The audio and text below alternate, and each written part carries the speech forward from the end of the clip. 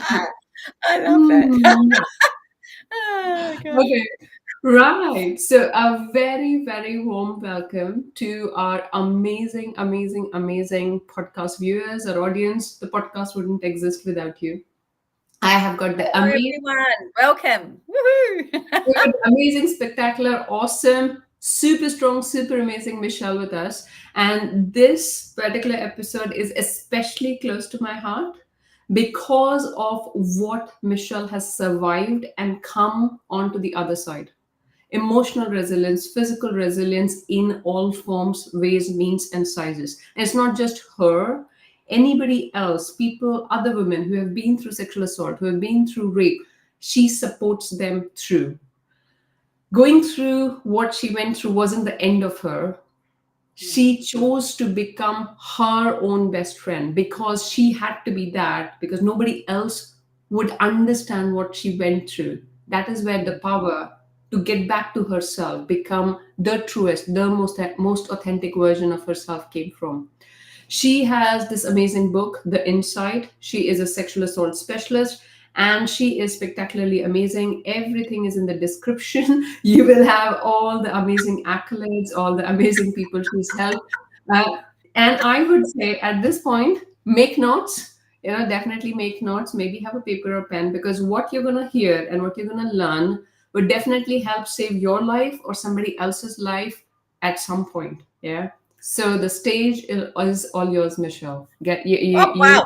just step up. I'm not sure I'm going to be able to live up to that, Yeah, Ruchi. you definitely would. I have no doubt. I have no doubt. Literally anybody and everybody who comes to my podcast, authenticity is such a high value for me. Oh, And it's, because I aligned with them on authenticity, that's why I have them. So it's my yeah. pleasure and honor to have you. Thank you. Thank you very much, Dr. Ruchi. It's a Thanks. pleasure to be here and to be sharing some very valuable things that I learned with other people. And it's all about sharing and growing as individuals and as a community and as a society. And yes, we were talking before we came on. And when I was looking at the title for your show, it was about being the best version of you, so the best version of me. And I learned that to be able to live in an empowered state, that I had to be my best friend. That was the best version of me, is being my best friend. And I'm going to talk a little bit more about that as we move through. So I'm a victim and I wear that. I've got to get this great big sign, I think, because I wear that title with extreme pride. Mm-hmm. Extreme pride. I was having a chat to a fellow victim the other day, and I said, we're pretty amazing people and we should never be underestimated. And she said, well, what do you mean? And I said, well, think about it. Yeah. We What? have lived through something, and it doesn't matter where on the spectrum of sexual assault you sit, Mm-hmm. or if you aren't a victim, where you may sit in the future. It doesn't matter where. Mm. What happened to you, whether it was harassment or something else, was designed to really hurt you, right? So someone has really, really hurt me, and I'll talk a little bit more about that. And I'm still standing. So if Mm-hmm. you want to pick a fight with me, you've got to be really sure that Mm. you want to do that. Because it doesn't matter what you throw at me, it can't be any worse No. than where No. I've already been and I'm still standing. And she Mm. said to me, oh, I never God, thought of I it that never way. thought about it like that. She said, you're so right. Yeah. She said, why Mm-hmm. don't we realize that about ourselves? Mm-hmm. And I said, because of a number of reasons. Mm-hmm. And we were just talking about this too, Ruchi, and I want to really touch on this because I think it's significant. Being a victim is the technical description for it is a person. I'm going to read this, I get it right. Mm-hmm. It's identifying a victim as a person or persons who individually or collectively have suffered harm, right? So when you think about that, we've been through something that's really significant. Mm-hmm. To be so brave, ordinary. Do we give ourselves a pat on the back? You know, how often in a day do we sit there and we say, hey, I'm awesome, right? I'm amazing. Because look at me go. It doesn't matter where you're sitting in terms of your journey. And I'm going to talk a little bit about my dysfunction. But even in that time, I was still hanging in there. I was still turning up for work, you know. I still had friends. I still was participating to whatever degree I could manage on any given day at any given time, right? I was still showing up at some point. Even if I was doona diving, I was showing up because I needed to doona dive, so I did it, right? And we forget. We so forget about this. But we have a lot of challenges. And one of the challenges, and I've just got some notes here because I don't want to forget anything, right?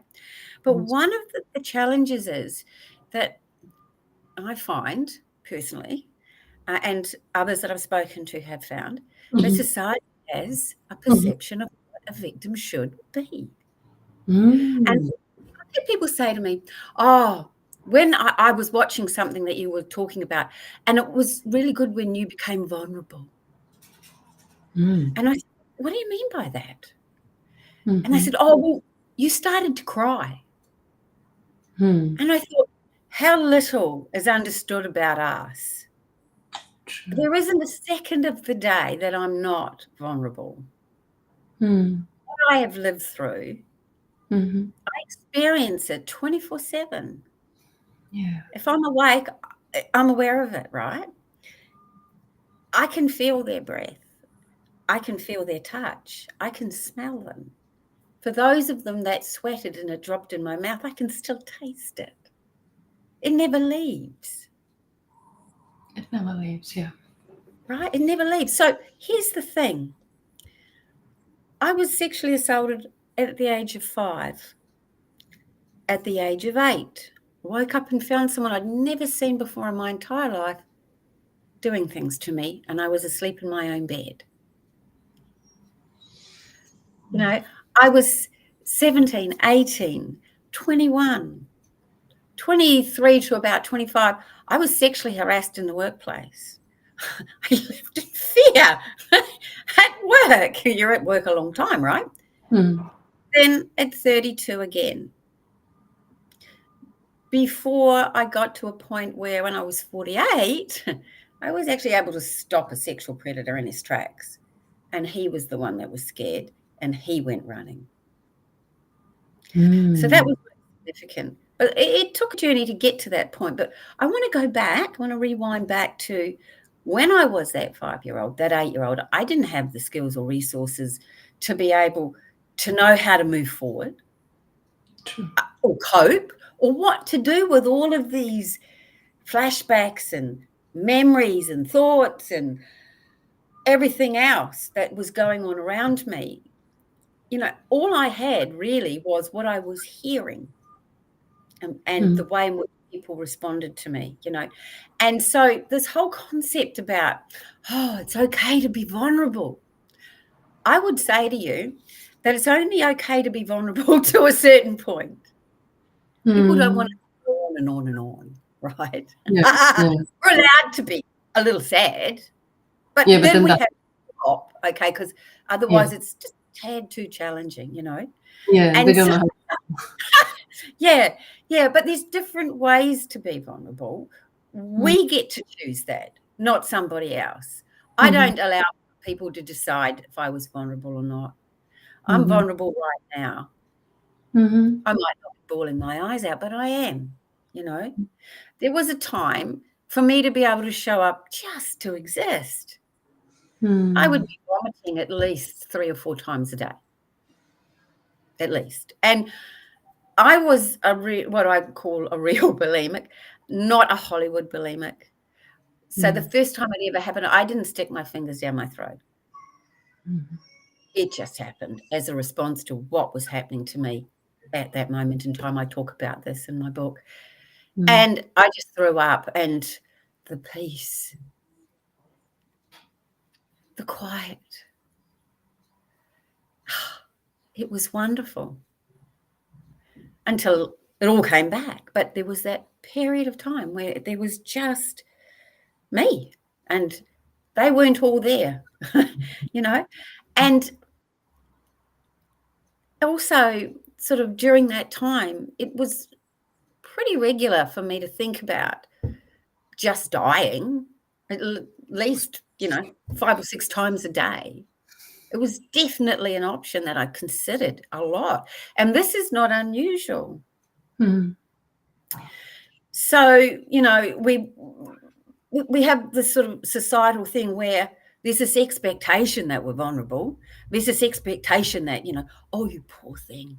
Oh, I'm so sad. I'm so sorry that happened to you. I say to people, well, I'm not actually. And they're like, oh, what?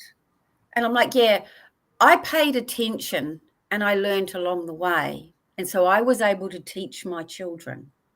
Mm-hmm. Right? If I hadn't paid attention, if I hadn't gone through those things, my children would suffer. But because they had the training that I gave them, they were able to stop things and they were able to rescue their friends. Empowering, right? So I say this to people and they're like, oh, okay, right. But this whole pity thing, I'm really sorry, it becomes addictive to a lot of victims, sadly. And they're trying to comply. They're trying to find a place. We look for a place that we can exist and be safe, right?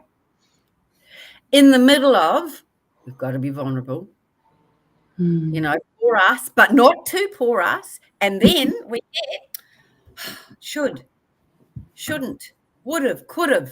Why didn't you? Didn't you know? Didn't you think? Didn't you see? All of these other things that are going on that are coming at us hard and fast. You mentioned something in a podcast the other day, Ruchi, around this concept of, as a parent, what we should be doing, how we should be handling things. There is no right or wrong. There is not a right or wrong. And I was speaking to a young girl during COVID from America, and she'd seen me on some things and checked me out, and she rang me, and she just wrapped her car around a tree and written it off, and she said to me, oh, she'd been to rehab twice. She was back on drugs, there was all these different things. She wasn't very healthy. There was a whole lot of things happening. I know I shouldn't be doing it. And I just said, stop. I want you to take a moment to appreciate the fact that you are doing that, because that's keeping you alive until you can find an answer, or 10 out of 10. I said, I don't apologize or I don't even punish myself for having been a bulimic. That was my drug of choice. Because it kept me alive. It kept me functioning, however dysfunctionally, and I was very dysfunctional, but it meant that I could be here until I found an answer, right? And so there's all these shoulds. You shouldn't be doing that. You shouldn't be doing this. Well, what should we be doing? A lot of answers about what we should be doing. There's too many things coming at us about what we shouldn't be doing. And here's an interesting thing, and I just want to read this. Shoulds, right, creates disappointment, frustration, anger, blame, and suffering. True. All those kind of concepts about would have, should have, could have. These are very judgmental, and they just breed those really, really negative emotional states, right? That give us absolutely no relief. And we've already got enough on our plate without all this extra stuff. And then the people around us were just buried. No wonder, we retreat. No wonder we have all these struggles. Goodness me, How else are we supposed to survive until we find a way to do it in a way that's empowering? Michelle, thank you so much for actually sharing that. Because you're so right. Whenever we think or talk or hear about a sexual assault or rape, there's an idea. This is how the victim should be. They should have done this. They could have done this. They might have done something wrong. What were they wearing? Nobody thinks that they are still a human being who's been through such a major trauma, and how can I support this person, right? Yeah. I Yeah. I don't want to go back and erode on anything, but what I really want to ask in this moment is, when what happened, rather than being in this place of, that's it, my life is over, everything ends here, how did you pick yourself back up? How did you keep going? And I see you here right now in front of me. How did you do that? Because most people cannot. So what's really interesting, well, I've been told Mhm. by other professionals, is that it's really unusual for me as a 5-year-old to Mhm. know that what happened to me was not okay and nothing to do with me. Those two things. It's unusual. And in Mhm. fact, other family members who this person also assaulted Mhm. didn't. They kind of buried it, or they were confused. They were very, very confused because, especially when you're talking about pedophiles, they're exceedingly charismatic. That's how they are so successful, right? They learn to be very, very charismatic. And so one of my extended family said to me, I really loved him. I really, really loved him. She said, when he did what he did, I was really confused and I really struggled because everybody loved him and Mhm. I just didn't understand. And so I just didn't, it's like it kind of sat there, but she didn't really think about it, couldn't make sense of it. And then, she thought he was this really lovely person. Everybody in my family, in extended family, it's one of those families that goes on forever, love this man. I knew what he was. And to me, I had to hide from him all the time. So I was blessed that although my mother wasn't really able to deal with what had happened to me and continued to happen, she gave me a lot of other resources. Mhm. She is still a very strong woman, very self-reliant, Mhm. right? And so there was never a problem that she couldn't solve. Mhm. And that was a gift that she gave me, a way of thinking that there must be a way of having a different existence to the one I'm having, to True. feeling different. So then it's a matter of identifying what that different might look like. And I could see other people were happy. Mhm. I didn't know happy, but I could see that it existed. Mhm. And so it was always there for me to be, forever the optimist, that there was an answer. Mhm. It was what I was raised on. Mhm. And because I believed that there was an answer, I kept looking. There was a time, I was 21, Mhm. and I realized, and this is me being my own best friend, even though didn't have that relationship, I looked in the mirror one day and I said to myself, something's going to have to change or you're going to die. Whether I died physically or whether I just ceased to exist as a person, Mhm. I'd had to. So every time.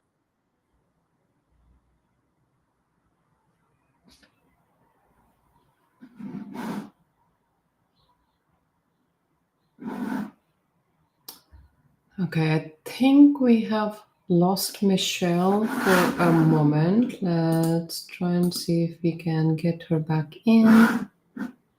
Okay, the video is not working. No worries. Well, keep trying. Okay. Anyways, in the meanwhile that Michelle comes back, I think maybe she's got some internet connectivity issues right now. I think what she actually shared with us was amazing, out of this world. And the question that she answered was really, really important, that, victims are perceived in a certain way, and so thing happened to you, a sexual assault happened, a rape happened. Somehow you were responsible. Dr. Rucci, can you hear me? Here we go. Something happened. We just dropped out. It's So all right. sorry about it. No I'm problem. so sorry. The I've been screen having froze. And then I'm like, a don't worry, Michelle is going to be back. And you're back. So all is well. I'm back. Yeah. Yeah. So, so, every time that something happened, it's like I would look in the mirror and I wouldn't know who I was looking back at, because my entire identity was destroyed. It's like you die. And so then you've got to sort of live, but who are you? You don't know. And as a 5-year-old and an 8-year-old, I didn't know how to put myself back together again. Yeah.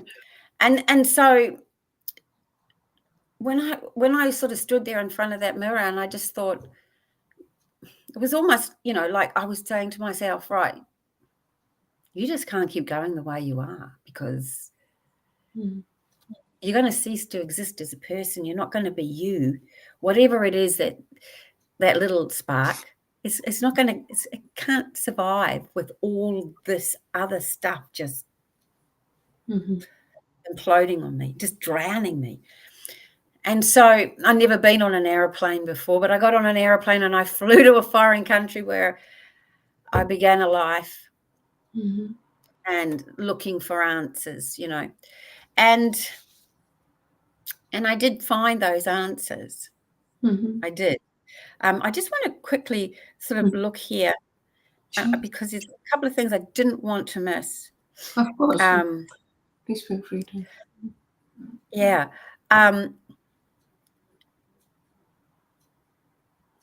And yeah, I've got a little note here, and it's about choice. So I guess in that moment I was making a choice. I didn't know what I was doing, but I was making a choice that it wasn't about them and what they'd done to me anymore. It was about me and how the rest of my life was going to be. Does that make sense? It does. I'm just trying to contemplate, like, for even thinking that, how much of inner strength is required, because what has happened has left such a big impact. So when you said, like, you're looking in the mirror and you're thinking, I don't know who this person I'm looking at. I mean, that shows the amount of trauma that has an imprint on you. So yeah, that totally makes sense. And so, so at that moment in time, it did cease to be about what had happened and what people didn't do to help me or those sort of things, and I do talk about that in my book. Things like the social workers making the second pedophile more important than me. Okay. And so with the second assault, the police never took the case to court. I was 8. The police never took the case to court because this man had been in jail. He was out on parole when he came into our home and came into my room and assaulted me. And it was thought that he would get 10 years in jail if he went to court for this. And he was still a young man, and then he would have been in jail for too long. So how would that look for his life? So I got sold down the river. Oh my God. So there was a lot of these things that were also, coming on top of everything else that I was having to carry. I had to carry all of this basic abuse from the people around me, the people who are supposed to protect me, whether it's that they ignored it, they didn't want to talk about it, it was a very lonely life. Mm. I was lucky. Always there was someone, but for the most part, the people that we think will be there for us, they weren't there in the Yeah. way that I wanted them to be there. And that's something that we go back to.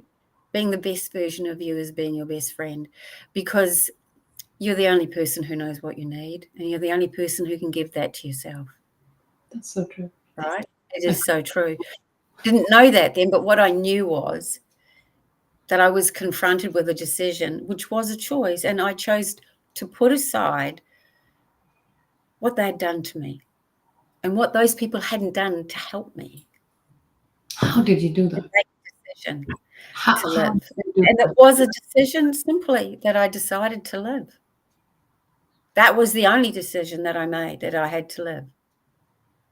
And so that's why I bought that airplane ticket and I flew off into the big blue yonder. I was scared, terrified. I remember that I was sitting in the airplane, on the tarmac in Auckland, and because I'm from New Zealand, and the engines, firing up, and the plane is, shaking, and I'm just sitting there. There's just this little broken person, but I wanted to live. And it's the same with that young girl who reached out to me. She wanted to live. Right. And so she kept looking for the answer, and she found me. Mm. She went to rehab. She came out. We worked together, changed everything. She has a very different experience of life, and so she copes with life differently now. Mm. But it's important that we don't regret what we did, because that is us abusing ourselves for not appreciating how we managed to stay here until we found the answer. That is so profound. That is so And profound. no one has the right to judge us on that. I don't let people judge me on that. Yeah, I was a bulimic, so what? That kept me alive until I could find something else. Good on me for finding an option. I didn't have any resources. I didn't have much to go on. But what I used kept me alive long enough to then get to the next step, and then the next step.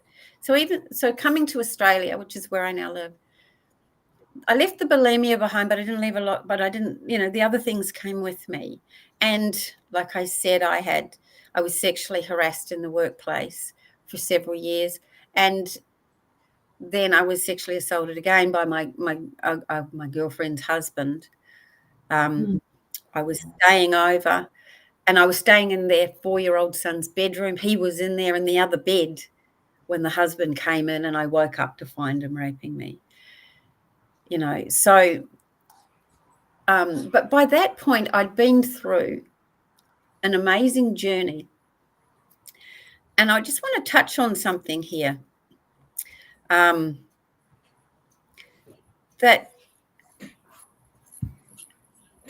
I was asking myself the wrong question, and I was having the wrong conversation with myself, except for that moment when I decided to live. Because I was always focusing on what I didn't want, what I didn't like. And I did incur a workplace injury, and I had to go and see an insurance doctor who did sexually assault me. I did actually manage to shut it down before it went too far. I talk about it in my book. But I remember making it home and sitting on the floor in tears. I don't want this. I don't want this, And I don't know where it came from. It came from inside me, but it was a tiny little voice. And it just said, well, what is it you do want? And you know what? I stopped. I stopped crying. It was like the entire world stopped. Everything went silent. And I realized I had absolutely no idea. I'm so busy focusing on what I didn't want that I didn't know what I did want.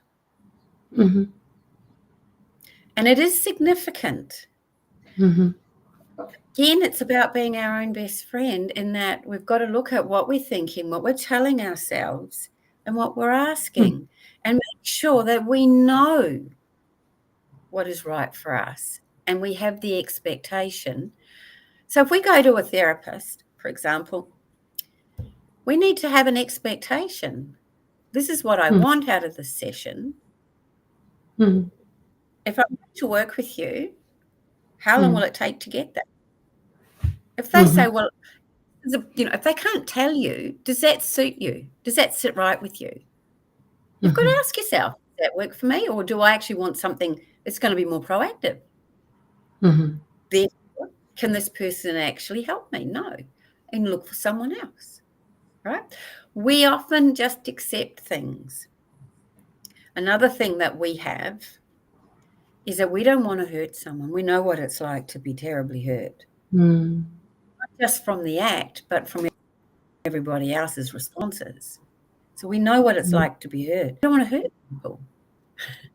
So we often suffer in silence, and we don't feel that we can negotiate what terms that we want or look at what we want, because we don't want to hurt people. But we go back to being our own best friend. If we don't take good care of us, then how can anybody else do that for us? Help us to do that? No one can help us if we can't help ourselves, So these are really important things. Now, I'm going to say here, I fully acknowledge that it's easier said than done. I understand, because I've lived through the process. But it's about you saying to yourself, okay, what do I want? How do I want to proceed? How do I want to live from this moment on? You cannot control what someone else is going to do. The only control you will ever have in your life is the control you have over yourself. And it's something that we don't realize, because we feel like we control so much in our lives. But in actual fact, the only person that we can really control is us. Yep, our own reactions, true.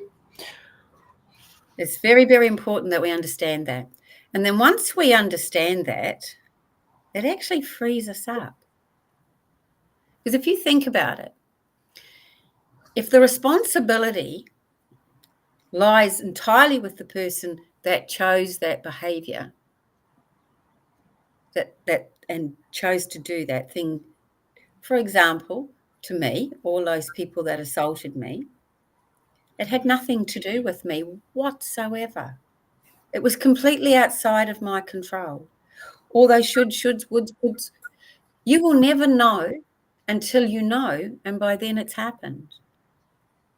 Think about it on any level for anything that happens in our lives. Hindsight, our best mate. You think about something. I didn't know that mechanic wasn't very good. I didn't know that wasn't very reliable. I relied on this or that, right? We do it all the time. But for some reason, when it comes to this, we blame ourselves. Other people blame us. No. It has absolutely got nothing to do with us. Nothing. We've got to say, got to put a boundary there and say, that's you, that's your stuff. This is me, this is my stuff. You're responsible for the decisions you make and your action. Where it impacts on me, I'm only responsible for what happens next in terms of myself. Does that make sense? Right? Because the only person I can control is myself. True. That's so true. Yeah. So if you let go of all the woulds, shoulds, coulds, dids, didn'ts, let it all go. It doesn't matter, right? Because you had no choice in the first place. That wasn't the choice that you got to make. Michelle, your choice is in with moving forward. Michelle, thank you so much for that deep, profound insight.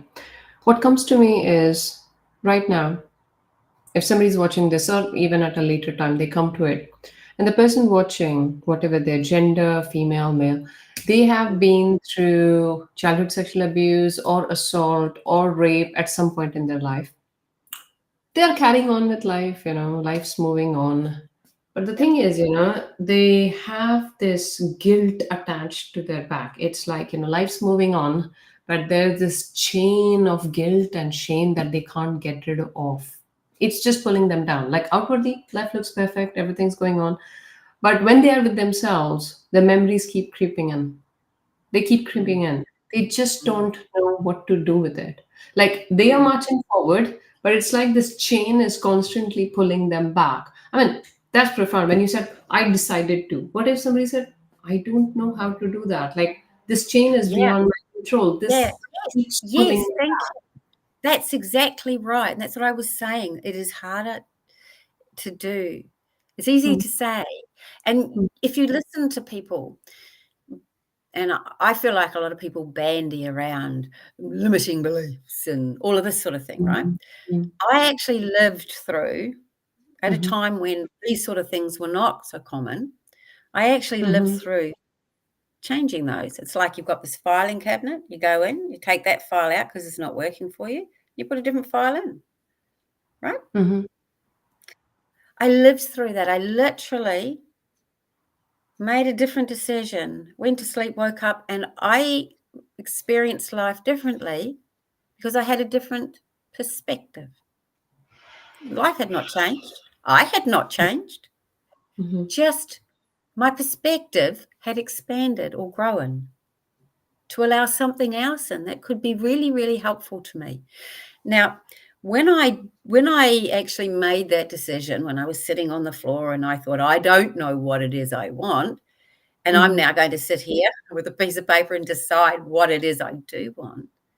That's when I met someone who was on the same journey for different reasons.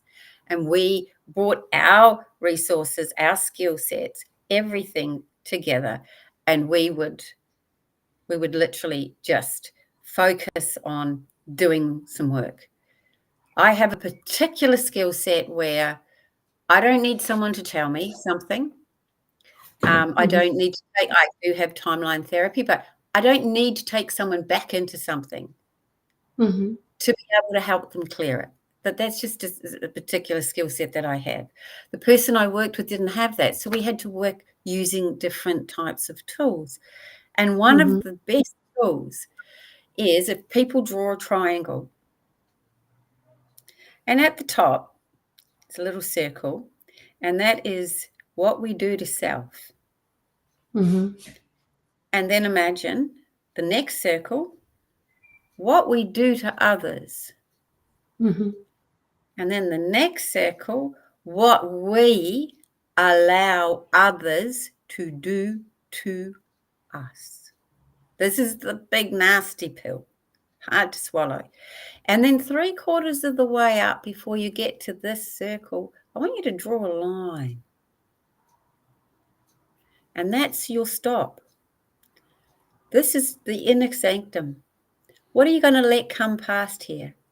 Each time you let something and someone says something, you've got to decide whether or not that's something you should pay attention to. So true. Is that person knowledgeable enough that what they're sharing or saying or thinking or doing actually warrants you paying attention, Mm, right? So if someone's doing the you should have, would have, could have, did have, hang on, mm, am I going to let that in? No, mhm. no, I'm not, because I know that, you know, that they The don't line, step yeah. inside up here, because I know that that's just abuse. That's just negative. It's not going to do me any favors if I let it in, is it? It's not going to help me. So no, it Yeah. doesn't come in. I just ignore that, or I'll say, yeah, Mhm. thanks for sharing. I actually am going to approach this from a different direction, right? Sure. It's kind of you to think to offer me your opinion. However, you know, I've got a focus that I'm going to follow on, or whatever you might want to say. You don't let that in. You just don't let it in. It's not, if it's not going to be of benefit to you, you don't let it in. Now, this is something that you can have embedded very quickly. I do that with people. So then it becomes a strategy in which it's automatic. And I'm going to give you an example of how powerful it can be in a minute. Or it's something that you can consciously be aware of. Every time you catch yourself letting something in, you've got to say, now, why did I let that in? I'm sitting getting hurt. Why am I choosing to let that in? What's the lesson here? The lesson is that I should take it back to that person. And the lesson is that I need to learn to be more discerning, or it could be, that person's got a point. So if it's guilt, is the guilt real? Right? Is it real? Or is it unrealistic? Is it guilt?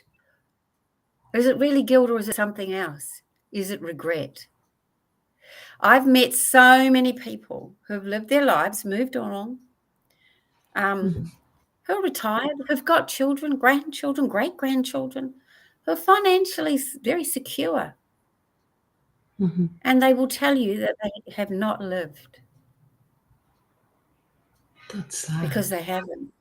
When I said I could see that people were happy and I wanted to go and find that, they never found the ability to do that.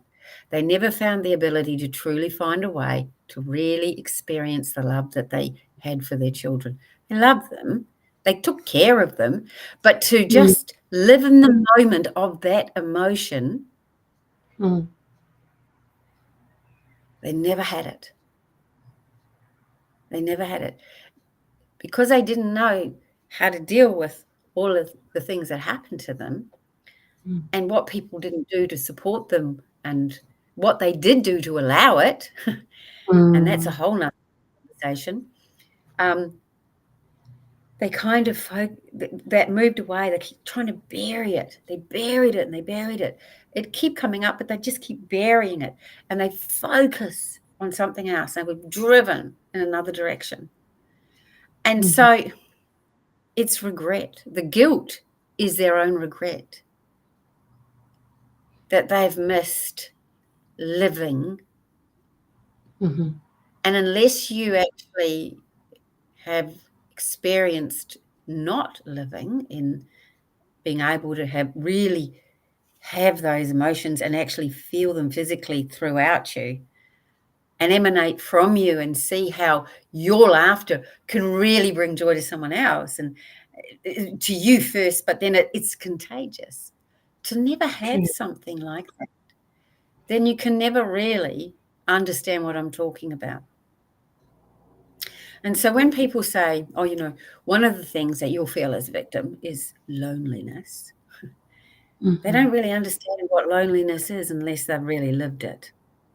And it is an incredibly lonely place to be, where you're so disconnected from the rest of the world that you can't interact in real time, only in watching something.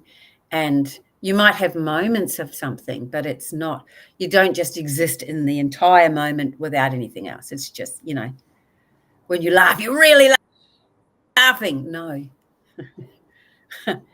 And so,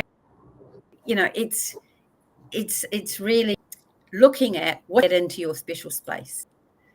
So that is a way of really looking at, okay, so someone said something, are they correct?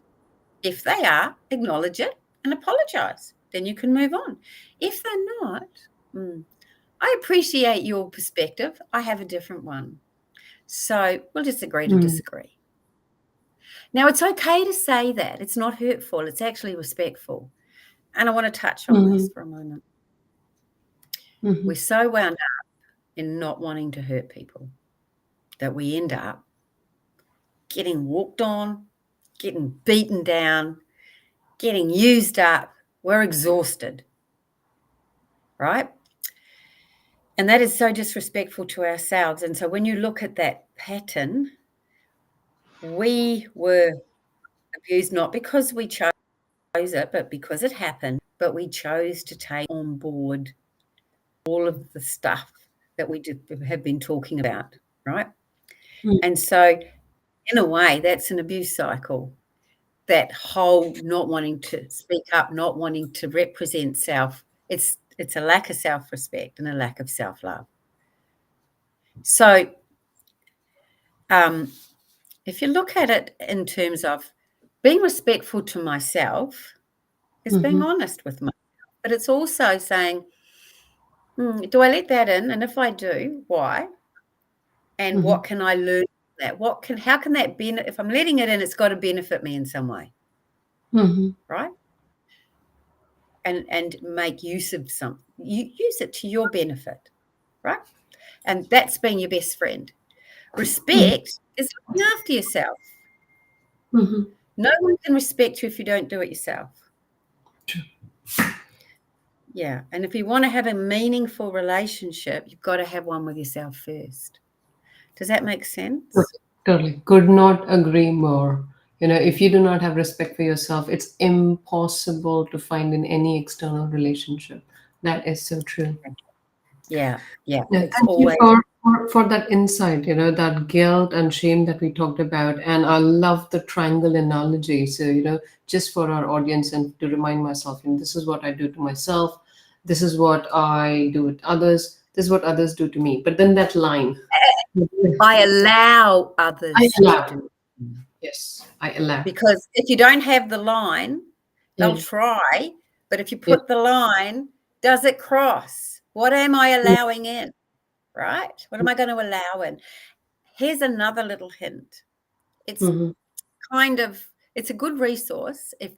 If something keeps happening over and over again, right? And you just keep feeling like, doesn't matter how hard you try, something will just happen. It happens. You always end up being the baddie out in an argument, or something always happens, right? Sometimes we might decide in our lives that we want to do something. But all those things in our filing cabinet, there's some things in there that make us feel like we can do it, but there's some other things in there that, wow, that's not going to be okay. No, that's not safe. No. But we really want to do it. So our unconscious mind will bring forward those things that aren't working for us, that are getting in the road, right? Like weeds in the garden. Here's the weeds. We'll put a spotlight on the weeds. So you'll just keep having this constant, oh my goodness, until you pay attention and think, okay, where does this relate to me? Think of that triangle. Okay. And then you can just sit there for a moment and you can think, where have I stored that in my body? And then you can say, thank you for hanging around. Thank you. Thank you for drawing my attention to this. Now I can understand it and let it go. And now I'm going to make a new decision. And then you can make a new decision, right? Now, therapies along the lines of timeline therapy, what I do, passion and purpose, all these different modalities or types of therapy. Even talk therapy does focus on this concept of identifying and making an alteration. I'm loath the word change because ultimately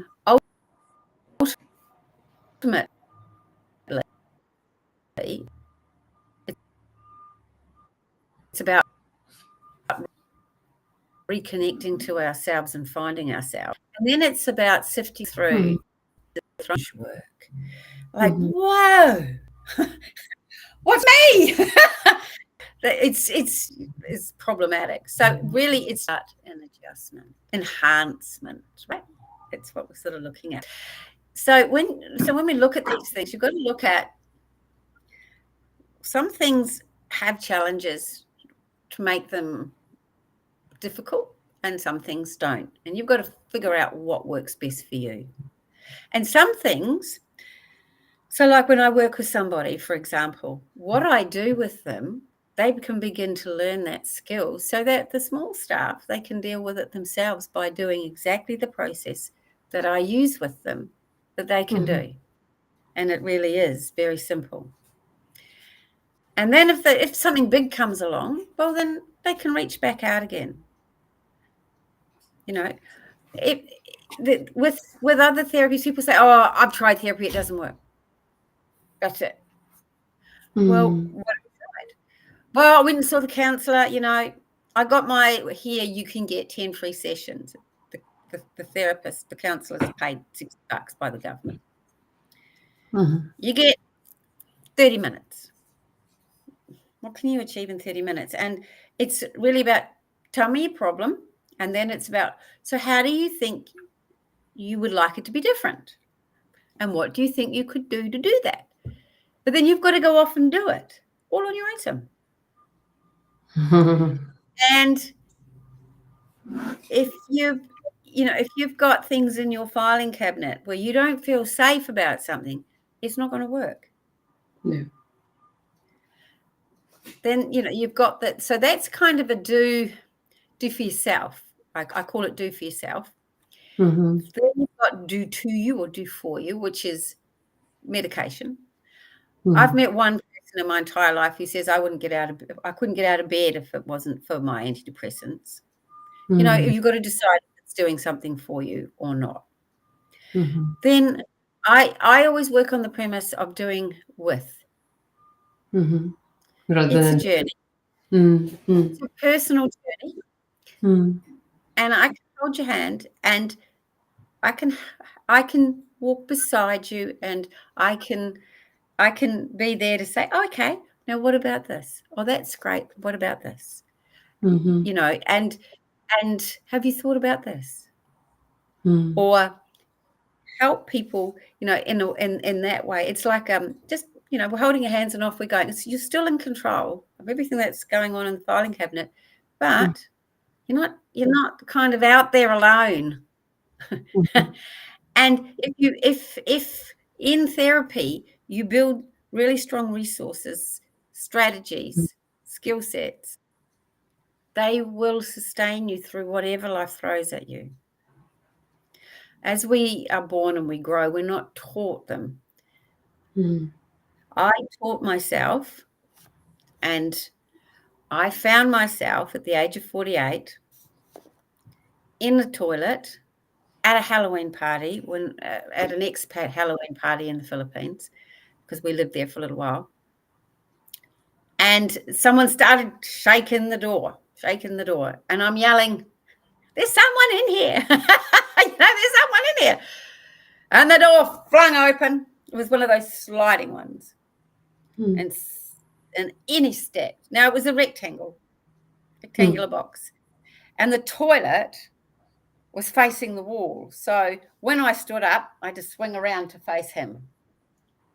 And I said, get out. Get out. And he started to smile.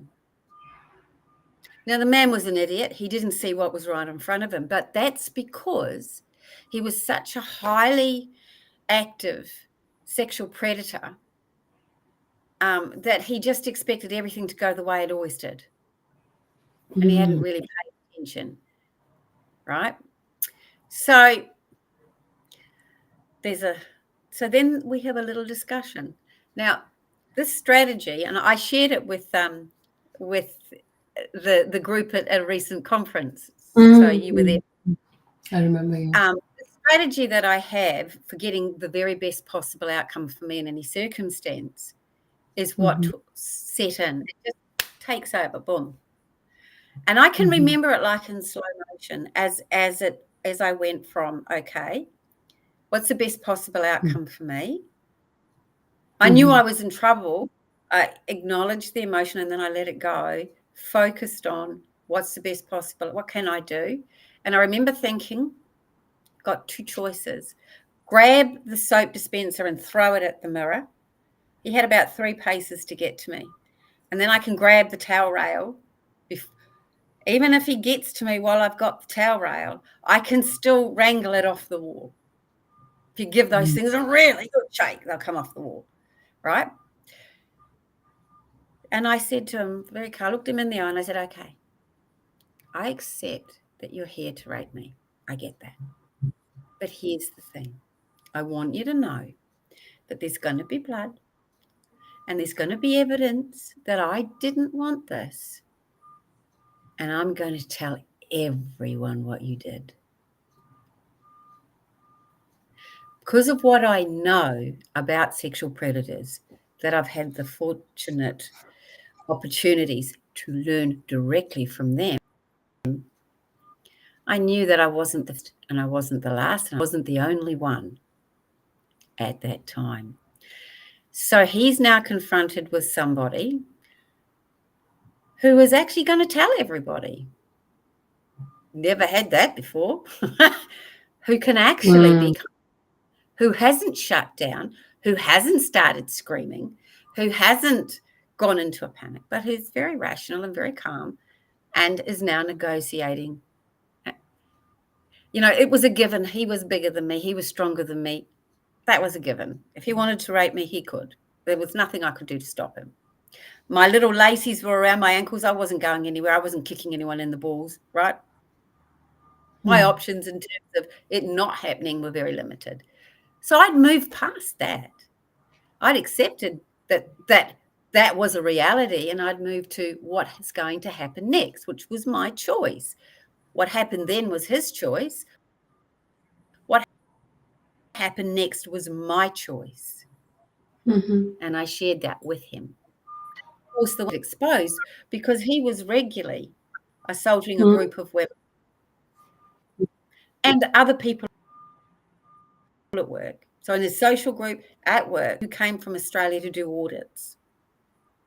So he had a lot of things going on that really would have been quite colossal, because the minute that I stepped up, so would they. So that is not something that he wanted. And so he ended up turning and hightailing it.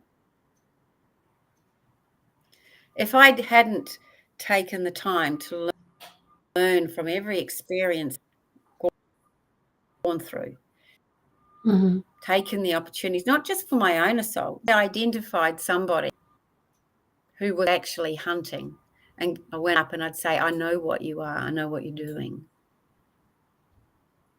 And some of them would be like, you know, get stuffed, you know, go away. But most of them understood that I was no threat. And so they were quite complimented by the fact that I identified how amazingly clever they are and what they were doing. You know, they would quite happily say, oh, you know, that one there, you know, next weekend, that one there in about a month, rah, rah, rah, you know. And so it was, I got to learn. I walked in on a pack rape about to start.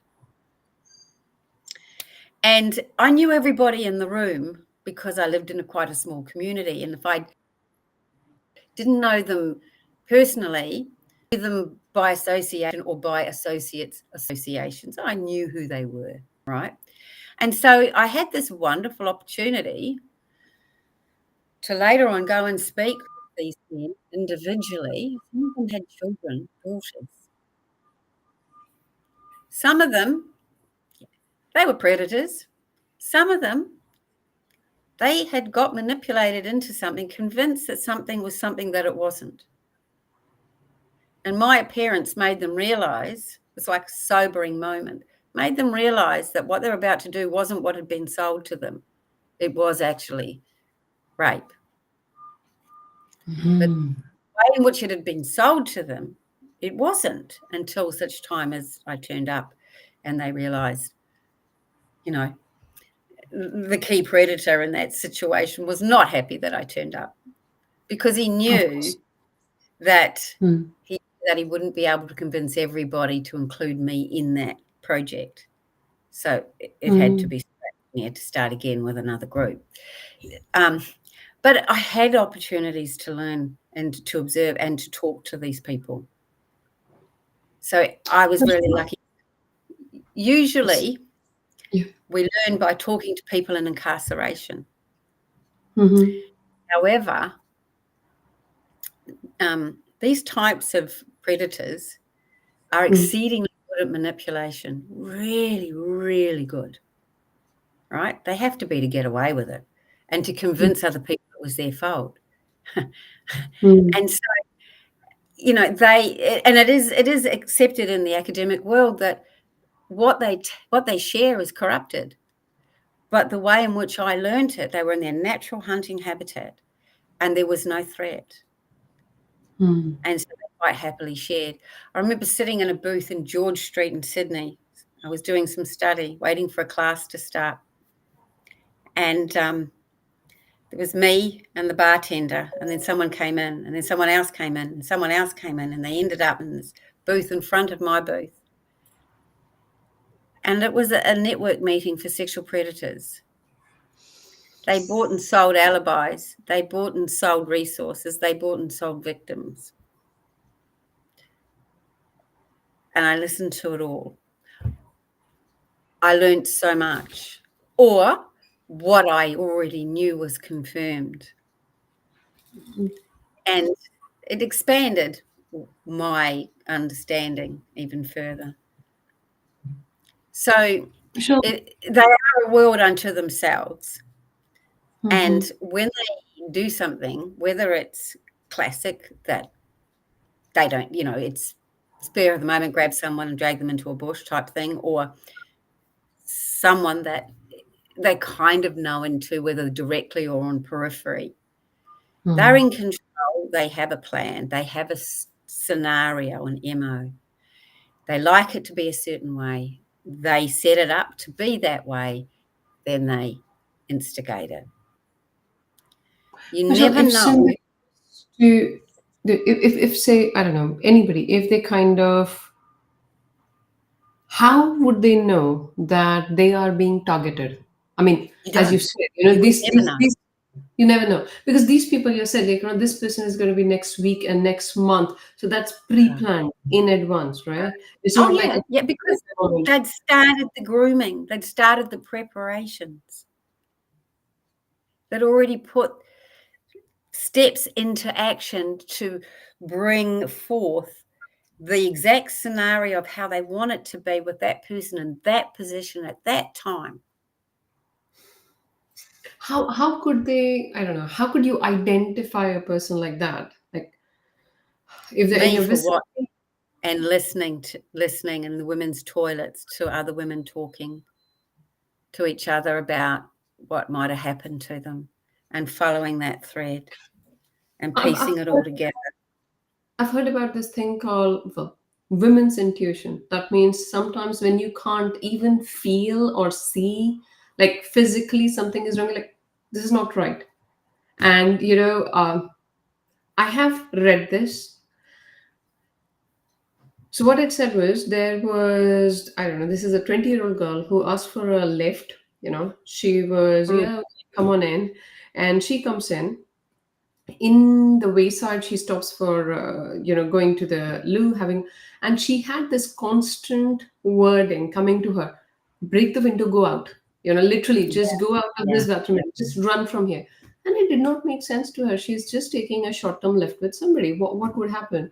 And what ended up was, this, whoever this person was, they made her a captive who lived beneath their bed for I don't know how many years.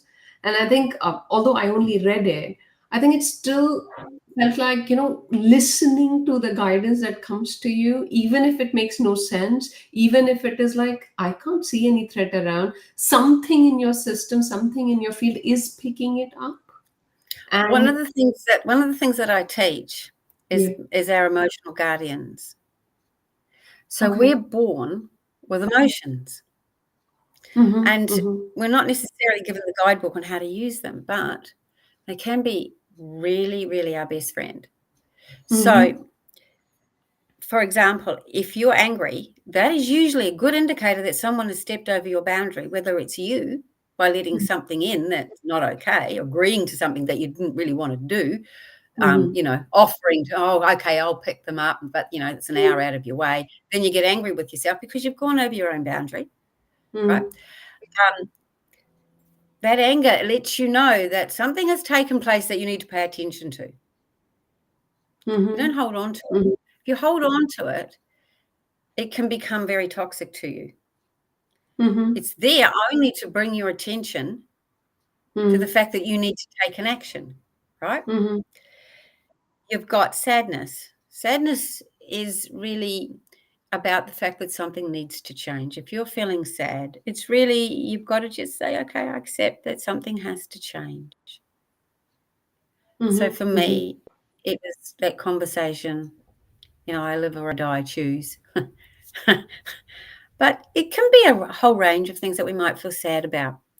And it's about sadness lets us know to pay attention that there is something in our life that we really need to change, whether we need to leave a marriage or a relationship, or whether a particular person is not really the friend that we thought they were, or whatever it could be.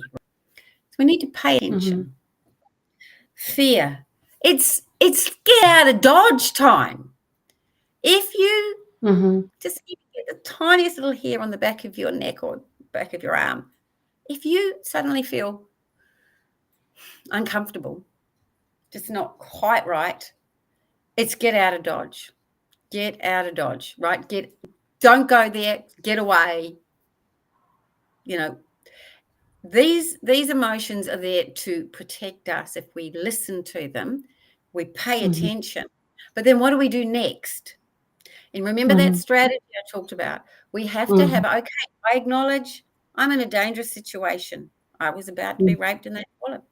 So what is the best possible outcome for me? And then that's what you act on, not on the emotion, but on the thing that's going to get you into a better position. Right? Does that make sense?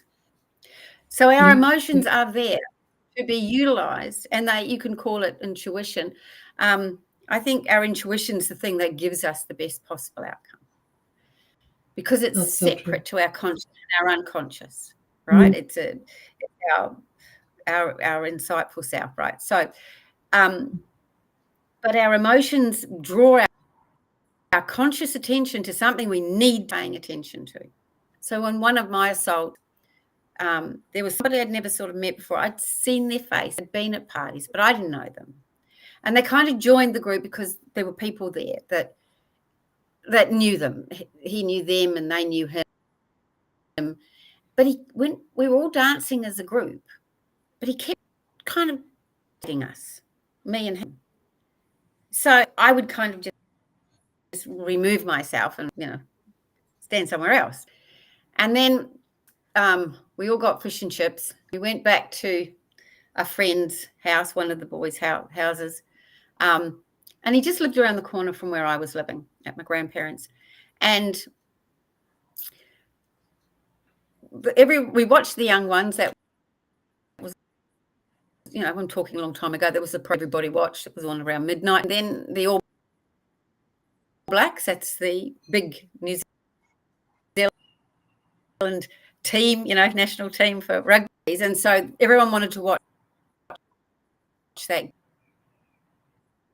game, but I didn't. I wanted to go home to bed, so I was home. Now this chap said I left. I knew not to. I don't want to.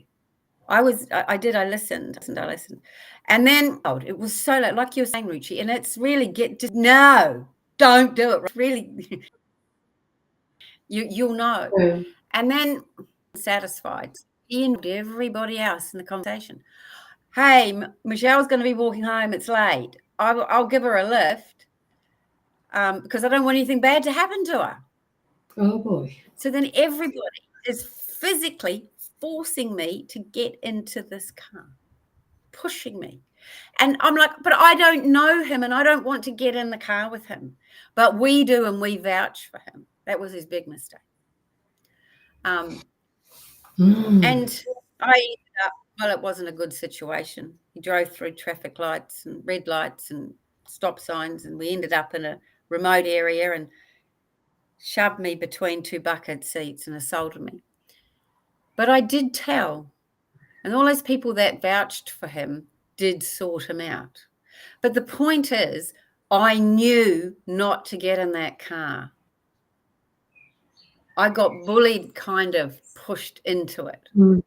I did spend a lot of time being very angry with myself that I ended up getting in there and trusting the judgment of those other people. But I didn't know. And I can't be angry with myself because I didn't.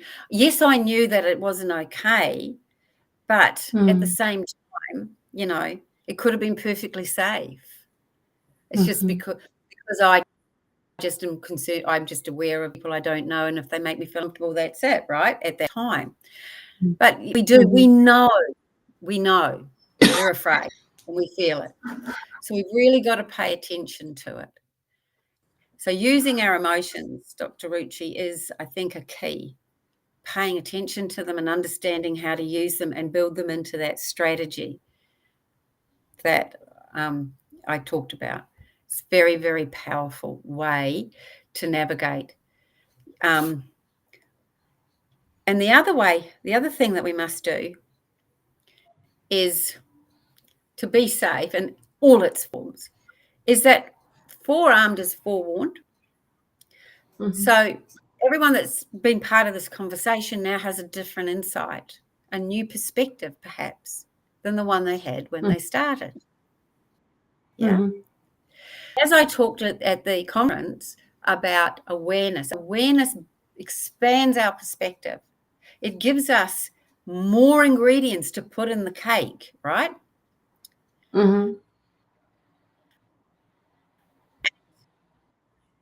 Then we have our resources, our skills.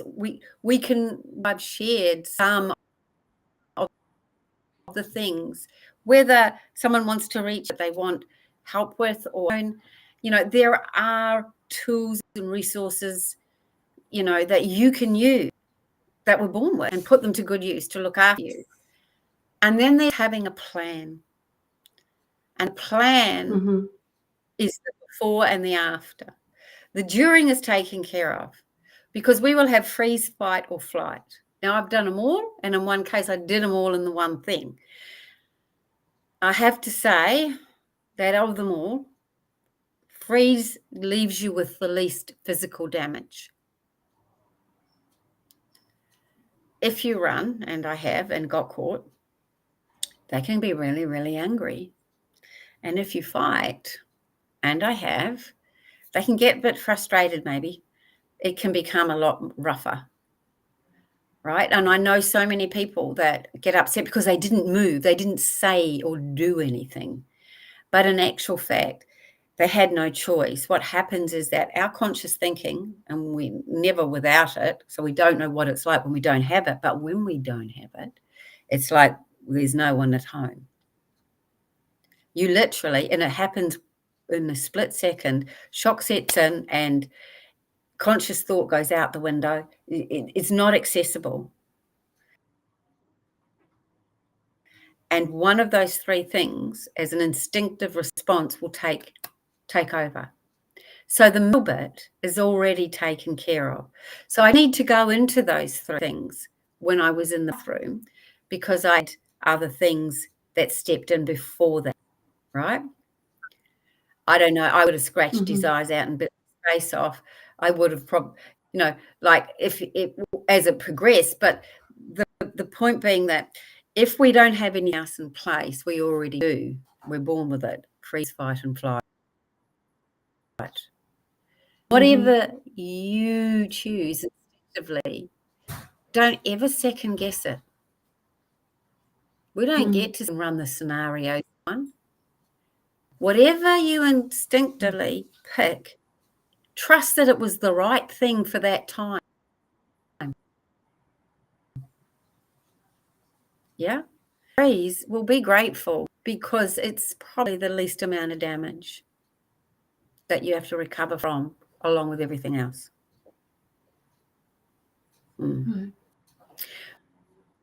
But we can have a plan for 4, and we can, if we're aware, pick up on some things. Like one thing that they do is tell you without telling you. I've spoken to a lot of victims that have said to me, I should know because afterwards he said this strange thing that I didn't understand. Afterwards I realized. So one example was someone was getting a lift with someone and they'd done this before, but in this one particular instance, he said, no one in the entire world knows where we are. Anything could happen and no one would know. She didn't understand, but he was telling her. She said, I didn't really feel comfortable, but I had no reason not to question, to say, what do you mean by that, right? So the next time she got the lift is when then she realized what he was meaning. So sometimes they might say or do something and you might not feel okay. Yeah. Yeah. So I run Michelle, training around this, if people are interested. Yes, Dr. Ricci? No, sorry. What I wanted to ask was, so here right now, say there's somebody, okay, so Michelle, I've gone through this, but I did not know how to report it to the police. They could not understand what I was saying. We were in different worlds, pretty similar to a scenario that you already talked about in the conference. If they wanted your help just to go through the process, how do I get justice? Because you have gotten justice for yourself, you help others do the same. I mean, you can have the best of vigilance, listen to your intuition, listen to your emotions, but if this was to happen, and say we are got here, how can they approach you, and how can they have your guidance as to how can they have justice for themselves?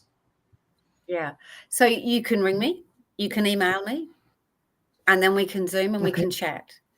So with that young girl, the reason she reached out to me wasn't because she was living dysfunctionally. It was because the police wouldn't take action.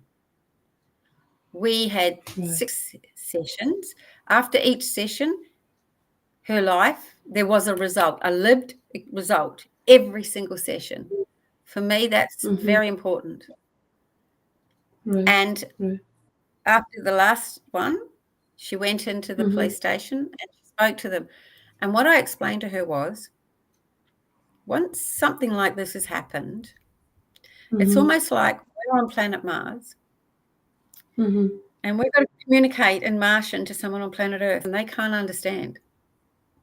And they can't come to Mars. We have to go to Earth. We have to find a way to be able to talk to them.